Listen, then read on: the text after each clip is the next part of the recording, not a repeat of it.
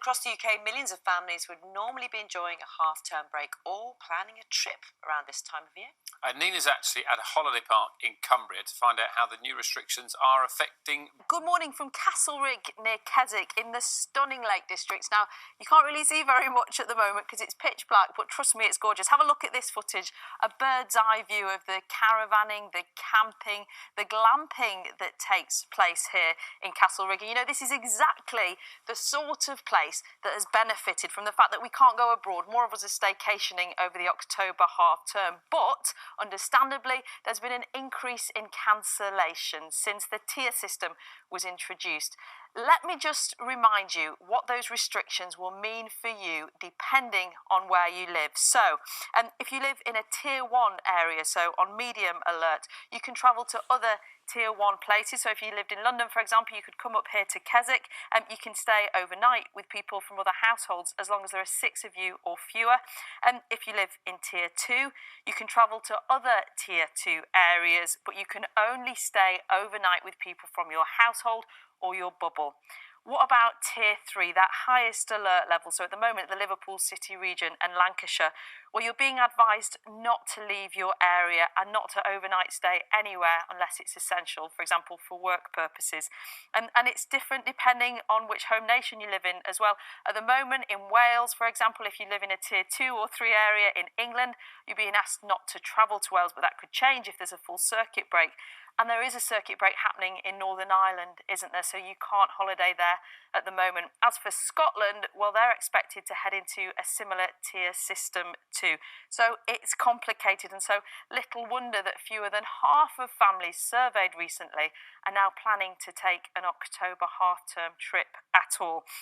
Visit Britain says that that's had an enormous impact on trade because confidence is low and it's falling. More than a third of self-catering accommodation places have reported an increase in cancellations, and on average, that is costing each business around £15,000.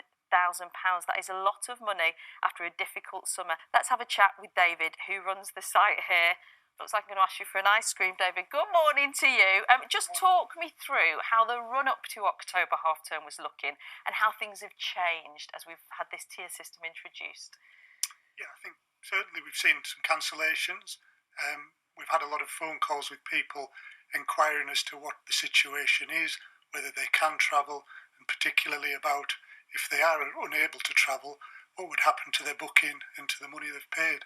What sort of position does that put you in? Because there will be people from the northwest, from the Liverpool City region, from Greater Manchester, who typically would come here on holiday.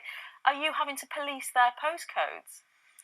We can't police the postcodes because it isn't black and white. There may be people who are already on holiday, touring in the motorhome or their caravan, and it is the fact if they are away on holiday already, the guidance is they can complete their holiday.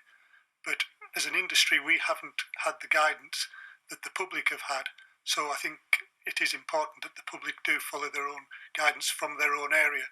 With it being such a rapidly or quickly changing situation, it does make it very difficult for the park operator to understand each and every area of the country and as you mentioned, the home nations, all the differences around these issues. Yeah, it's a big ask, isn't it? Because you're obviously trying to maximise occupancy, but at the same time, make sure you're not part of the spread of the virus. That's not easy. It isn't, and the most important thing is the safety of our staff, our guests, and the wider local community.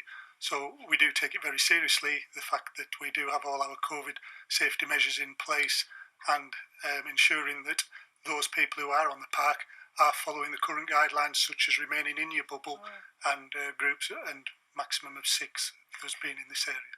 Can I ask you, David, there's a lot of talk at the moment about whether a full circuit break, that short, sharp shock, is preferable to this tier system. We understand Wales might be heading into one, Northern Ireland has already taken that decision.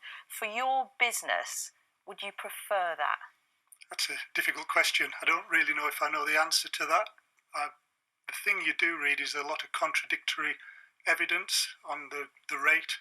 I just reading last night about Manchester and Greater Manchester, and when you read the different figures, you get contradictory sort of reports. So I don't know the answer to that. No, I don't think anybody knows for sure, do they? And finally, are you finding that people are behaving differently when they come onto the site? Are people more aware of social distancing, especially elderly, more vulnerable customers? Yeah, most definitely. We've seen a big drop-off in the use of our shop, even though we have a one-way system, social distancing. With the caravan holiday park industry, you can self-isolate. You come in your own caravan, motorhome or your glamping unit, and you can essentially enjoy your holiday within that unit with your family in that bubble, and just head off out the lane and onto the fells, and away you go. And the freshest of air around here. Thank you, David. So people are actually taking those extra precautionary measures themselves. Just a reminder of where you stand if you do have to change your holiday plans. If there is a circuit break in the area you're planning to visit, they will have to give you a refund because you won't be allowed to go there, essentially. For everywhere else, it's a bit of a grey area, to be honest, but open that conversation with the place that you've booked. It may well be that they'll offer you a voucher to use at a later date, and that will help that business long term too. Nina, thank you very much. You all just got to, scrutinise the rules carefully, haven't we? Thank you. Prepare